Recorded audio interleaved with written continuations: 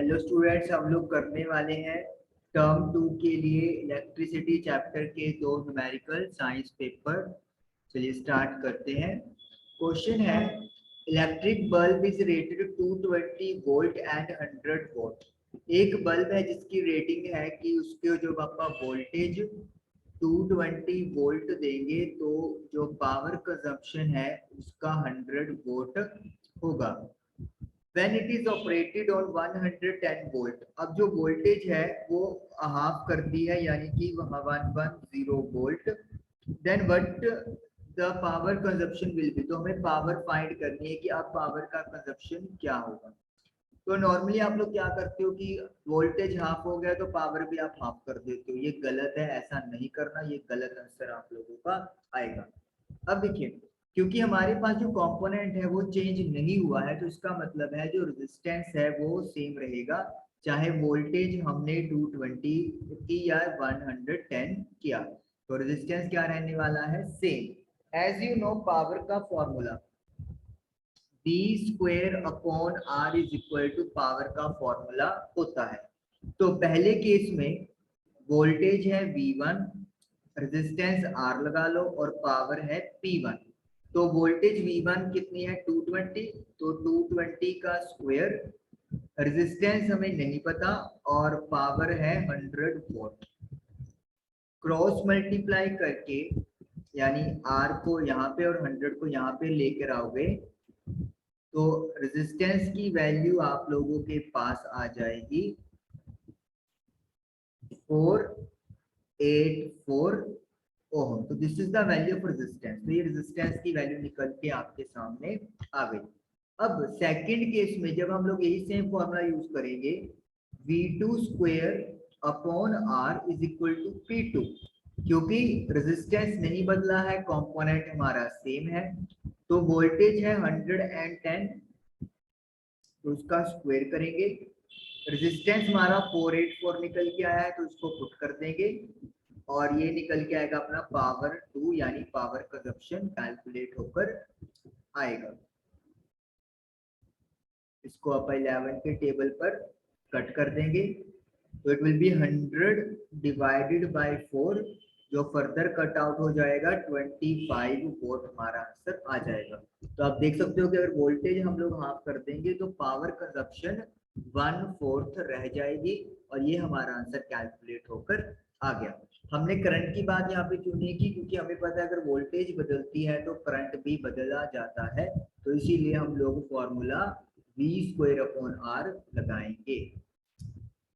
Second numerical है, several electric bulbs designed to use on a 220 electric supply line are rated 10 volt. बहुत सारे bulb हैं 220 voltage supply पे उनको लगाया गया है और 10 वोल्ट उनका जो है वो हर बल्ब की रेटिंग है, मतलब 10 वोल्ट की पावर वो खींचते हैं।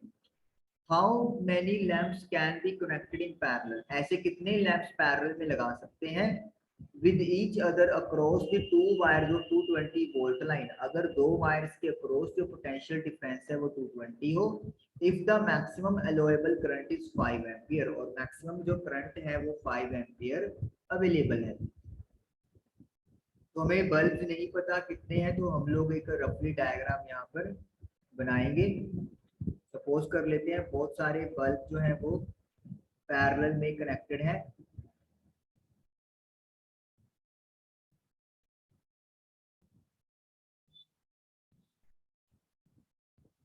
लाइक दिस, और ये जो बल्ब है वो कनेक्ट किए गए हैं 220 वोल्टेज सप्लाई के साथ।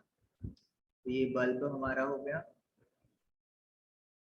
वैसे करते करते बहुत सारे बल्ब हमने कनेक्ट कर दिए और जो वोल्टेज है सप्लाई लाइन वो 220 है, 220 वोल्ट है। और ये जो सप्लाई है ये 5 एम्पियर का करंट हमें दे रही है। पैरेलल कॉम्बिनेशन है तो इसीलिए जो करंट है वो हर आर्म में क्या हो जाएगा, डिवाइड हो जाएगा। यानी कि टोटल करंट 5 एम्पियर है लेकिन पैरेलल कॉम्बिनेशन की वजह से हर ब्रांच में करंट डिवाइड होकर पहुंचेगा। अब हम लोगों को ये बताना है कि ये टोटल कितने हमारे पास बल्ब्स हैं। तो let the number of lamps या बल्ब्स, जो भी आप लिख सकते हो, लेट इट बी n। अब हमें पैरेलल में कॉम्बिनेशन है तो हमें पता है कि वोल्टेज सेम रहती है। As lamps are connected in parallel, so voltage remains same। तो पहले बल्ब की जो पावर है P1, वो हम लोग उसको क्या लिख लेंगे, V मल्टीप्लाई बाय I1, जहाँ पे P1 होगी पहले बल्ब की पावर, वोल्टेज V और I1, इसको हम लोग करंट लेट कर सकते हैं लाइक दिस। इसमें से जो करंट है I1, I2, I3, I4 और ये IN हो गया। तो P1 की वैल्यू क्या है हमारे पास, 10 वोल्ट है एक बल्ब की, वोल्टेज 220 है और करंट I1 है।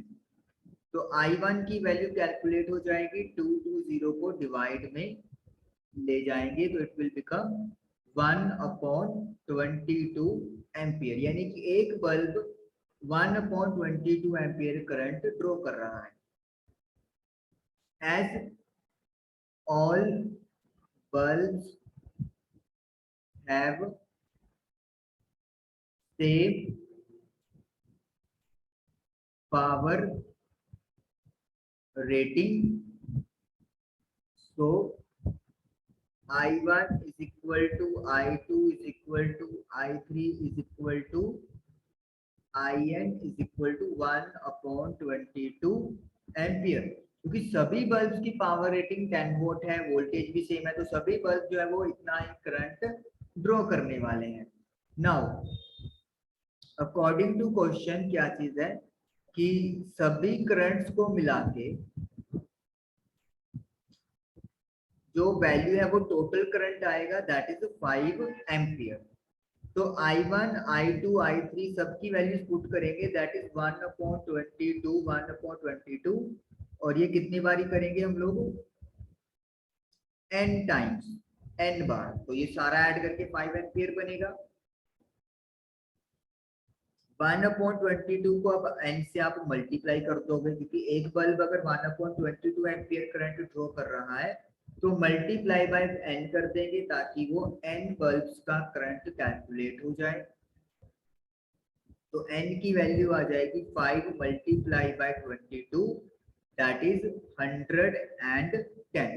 तो इसका मतलब है कि 110 बल्ब या फिर लैंप्स हम लोगों ने कनेक्ट किए हुए हैं पैरेलल में, ताकि जब इनको 220 वोल्टेज सप्लाई से कनेक्ट करेंगे तो ये सारे मिलकर 5 एम्पियर का करंट विथड्रॉ करेंगे।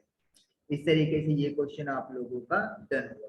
तो इस तरीके के क्वेश्चन आपको पेपर में आने के चांसेस हैं। आई होप आपको समझ में आया होगा। Thank you for watching the video.